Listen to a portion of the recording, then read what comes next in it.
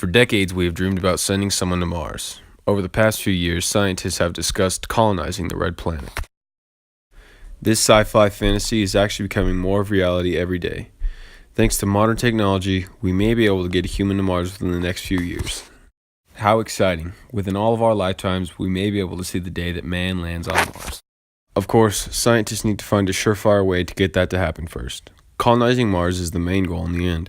Some things need to happen in order to take such a drastic step for mankind. Humans need air to breathe, water to drink, food to eat, and power to survive. Water is the most important, so a source will have to be found on Mars before anything else can happen. And no, Martian natural spring water isn't real. It is widely believed, however, that there are ice caps on Mars.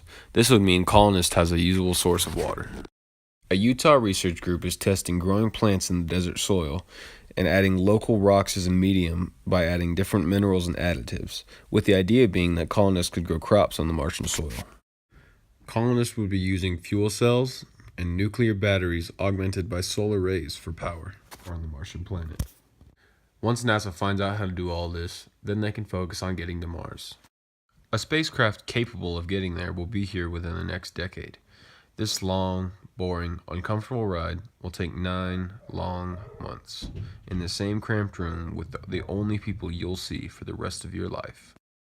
Long-duration missions like this one are likely to employ a habitation module.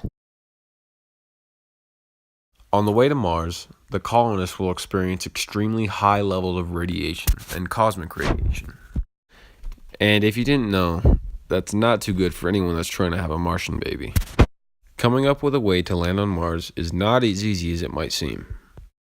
Experts at NASA are developing giant inflatable heat shields that slow the spacecraft as it approaches the surface. Once they all land, the colonists will focus on surviving, rebuilding, and adapting to the new environment. Disregarding the extreme amount of money that it would take to get to Mars, let's say NASA successfully landed a small group of colonists on the desolate planet.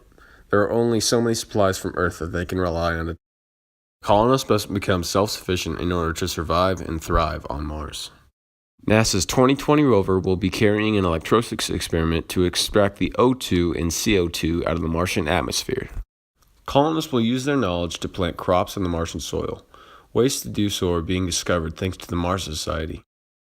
The next step to colonizing Mars would be electing leaders and forming a government. A well-formed government will prevent anarchy from breaking out among the colonies. Sooner or later, however, the colonists will have to use resources like rocks, stones, minerals, and so on to extract and make useful, just as we use sand to make glass or wood to build houses here on Earth.